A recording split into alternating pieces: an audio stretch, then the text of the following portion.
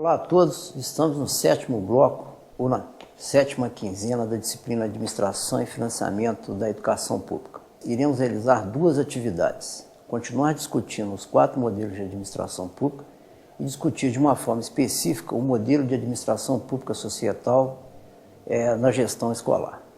O bloco 6 estudamos os 4 modelos de administração pública: patrimonialista, burocrática, gerencial e societal.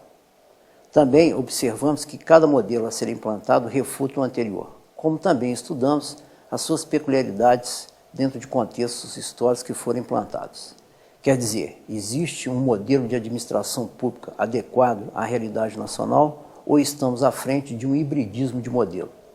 Para contribuir nesse debate, convidamos o professor Virgílio de Oliveira, um especialista em administração pública e gestão social. O professor Virgílio é professor da Universidade Federal Fluminense.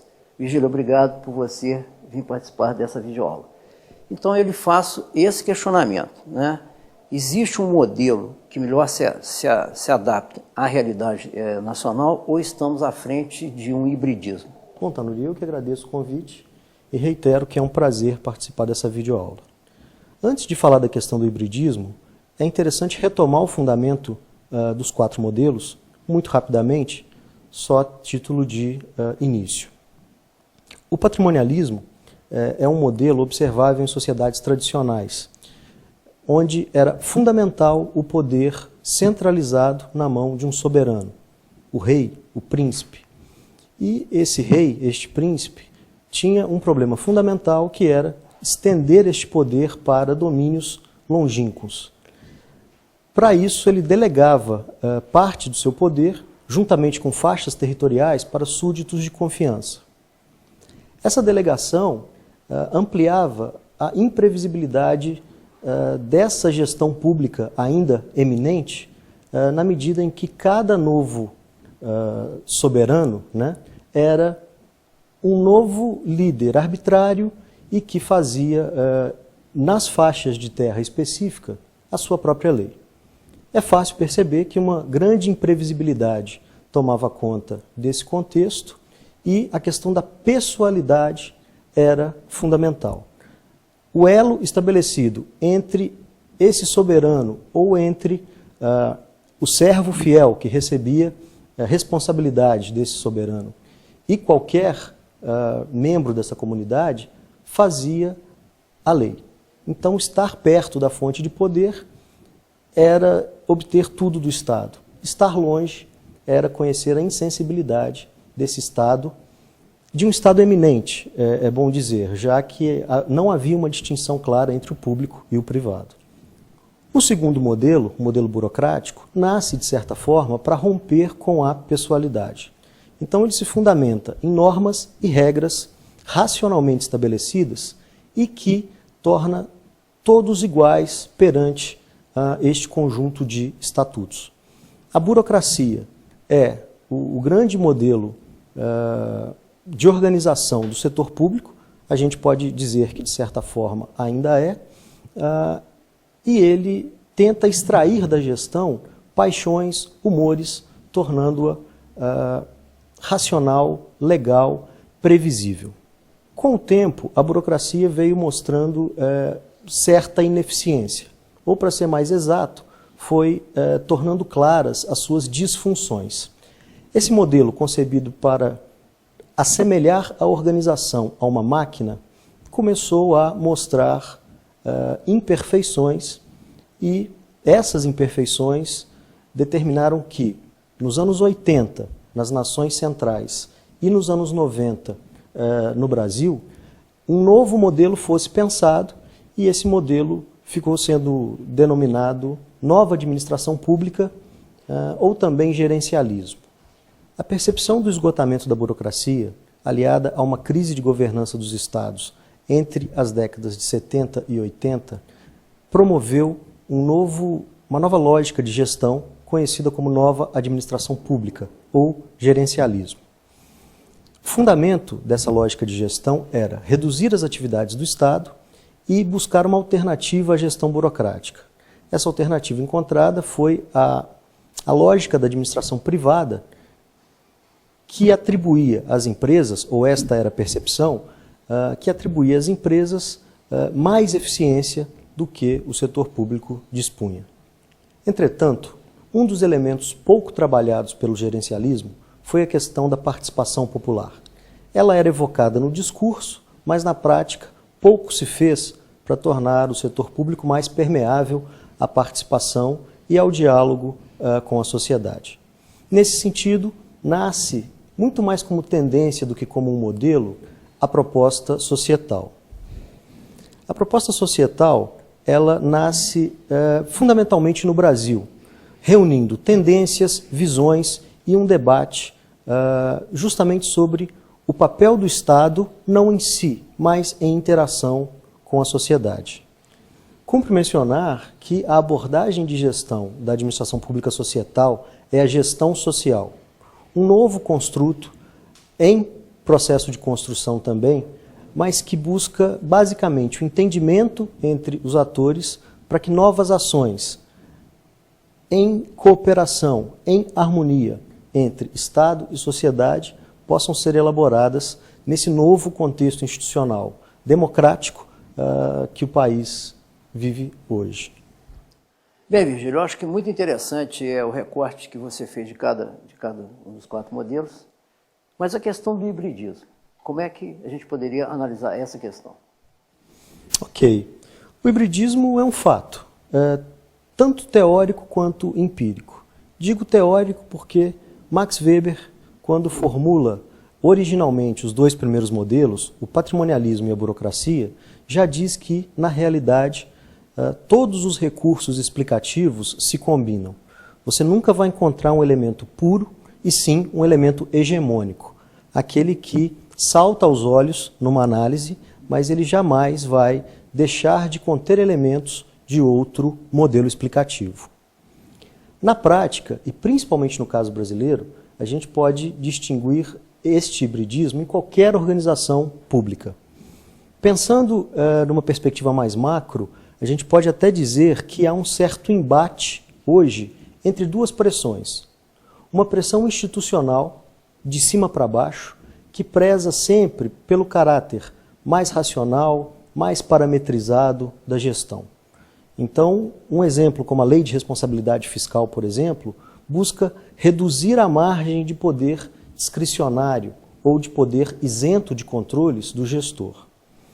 Por outro lado, num movimento de baixo para cima, a gente tem uma certa inércia cultural que preza por uma série de elementos e por vícios muito significativos da cultura cívica e da cultura política brasileira.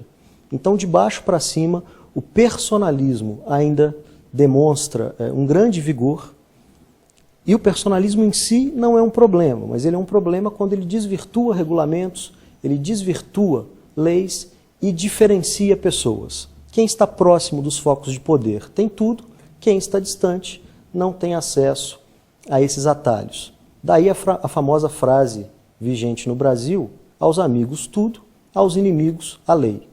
Não precisa de nenhum outro artifício além da própria lei. Então essa pressão institucional, né, entre prescrições, entre modelos, mas entre elementos culturais e entre boas práticas também, observáveis em grande medida no nível subnacional, isso tudo cria um mosaico gerencial onde todos os elementos de todos os modelos são observáveis. Resgatando algumas questões pontuais que a gente pode citar com muita facilidade. Há toda uma pressão para que o município hoje exerça mais o planejamento. Planejamento de longo prazo, planejamento capaz de minimizar o problema da descontinuidade administrativa, e tudo isso nos aproxima de uma lógica mais estrutural, mais legal, e que nos coloca ali numa distinção entre burocracia e gerencialismo. Para dar um exemplo já calcado no gerencialismo, volto a citar a Lei de Responsabilidade Fiscal. Mas, por outro lado, é impossível negar a força do personalismo, é impossível negar problemas como o clientelismo, ainda o primeiro damismo, que sempre nos remetem para esse lado relacional e relações que volta e meia desprezam ou ignoram regulamentos. E estes regulamentos que nos fazem todos iguais perante o poder público. Mas, por outro lado também, e evocando agora o modelo societal, podemos identificar boas práticas, práticas de interação e de diálogo entre poder público e comunidades. Podemos mencionar exemplos de cogestão efetiva de políticas públicas, e nesse momento a gente tem uma figura muito importante nesse novo desenho pós-1988, que são os conselhos gestores de políticas públicas, numa sinalização clara do Estado brasileiro que ele não consegue dar conta de tudo sozinho, que de Brasília não é possível gerenciar a dinâmica de 5.564 municípios. Portanto, os princípios constitucionais da descentralização e da participação evocam elementos importantes da administração societal, elementos estes que a gente espera ver cada vez mais disseminados no poder público brasileiro. Bom, Virgílio, contribuindo e aproveitando a sua discussão, nesse bloco mesmo nós vamos desenvolver uma atividade chamada Laboratório de Avaliação, no qual a gente vai tentar aprofundar na questão da administração pública societal e a gestão escolar, que eu creio que seja um instrumento teórico para a gente poder avaliar essas abordagens inovadoras que são muito interessantes. Então, legal. Feitas as considerações do professor Virgílio, eu também recomendo a vocês a leitura do texto que está postado na plataforma, que é Administração Pública Tupiniquim, Reflexões a partir da teoria N e a teoria P de Guerreiro Ramos. Virgílio, aproveitando aqui a sua colaboração e a sua expertise no assunto, você podia falar um pouco o que é a teoria N e o que é a teoria P de Guerreiro Ramos? Bom, em linhas gerais, e o texto mesmo retoma esse aspecto, a teoria N ela é mais prescritiva, ela enfatiza o poder da estrutura sobre o indivíduo. Já a teoria P, ela enfatiza o contrário, o poder da ação sobre a estrutura, o poder do indivíduo sobre as prescrições de um modelo, de uma técnica gerencial, enfim, resgata construções coletivas que são mais poderosas do que prescrições internacionais ou do Estado para o nível subnacional, enfim. No caso específico da nossa discussão, o modelo prescritivo, por excelência, é o modelo gerencial. Um modelo concebido longe do Brasil, no mundo anglo-saxão, e que chega aqui com relativa força nos anos 90. Entretanto, esse modelo tem que lutar justamente contra esses referenciais da ação contra a estrutura. Um personalismo arraigado, relações de proximidade entre pessoas que desvirtuam regulamentos, que preservam privilégios, e o próprio modelo societal que foge dessas prescrições para que em cada contexto de negociação, nos níveis subnacionais principalmente, o novo se estabeleça ali. Um novo modelo de gestão, uma nova articulação entre atores. Então, esses referenciais de Guerreiro Ramos são importantes, e aí, Tanuri, acho que foi muito pertinente a sua escolha, porque coloca algumas vírgulas nesse discurso compartimentado dos modelos. Na verdade, isso tudo está imbricado, isso tudo faz parte de um contexto onde estrutura, ação, defesas, resistências, tudo isso é colocado e tudo isso conforma modelos específicos de gestão que eu reitero aqui. São híbridos, portanto a gente pode falar de uma forma hegemônica, nunca de uma forma absoluta.